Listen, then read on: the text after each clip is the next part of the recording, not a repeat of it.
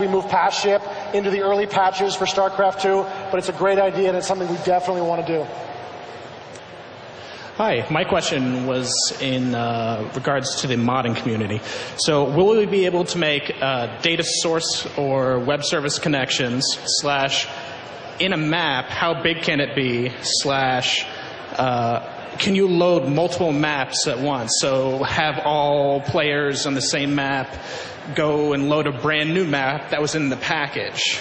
You know, kind of, you could create World of Warcraft in Starcraft 2 engine. Yeah.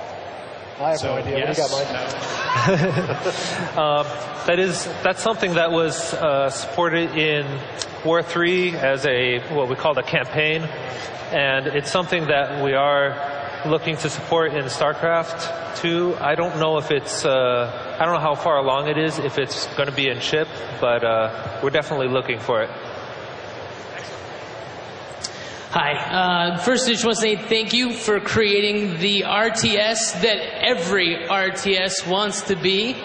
I have kind of a two-part question. One question being for the RPG map makers, can we really modify the units far beyond what their normal abilities would be? So for like an instance, a ghost, not just doing, cloaking or sending out nukes, but really being able to build on that character, say with a regular Terran Marine, and give them that same gun, or really change up the abilities within that so you have a complete character custom ability. Second part question, I know you wanted that as a community to really create maps to show you guys just how good we can be.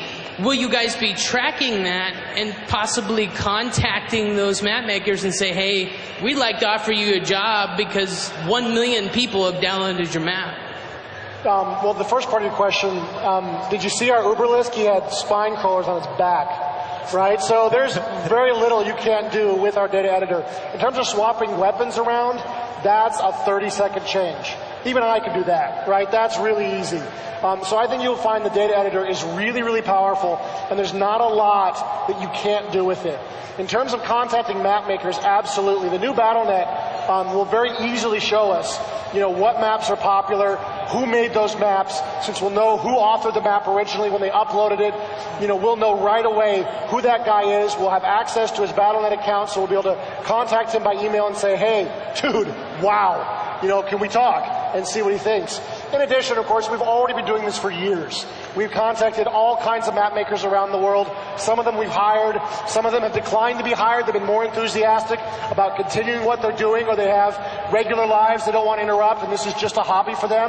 But yeah, we will absolutely be contacting map makers just as we have been before, and this will only make the process much easier for us to find who these people are and really understand what they can do.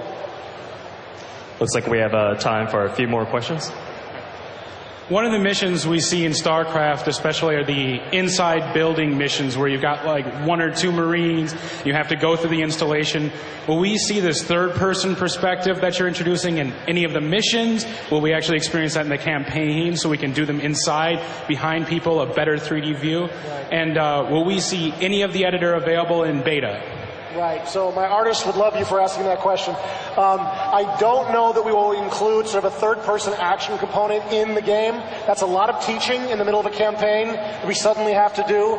Like, we have a lot of challenges, sort of teaching the new units, teaching the new abilities, teaching you what these enemy monsters that are trying to kill you are actually capable of doing. Suddenly switching to a third-person game would be a big challenge for us in the campaign.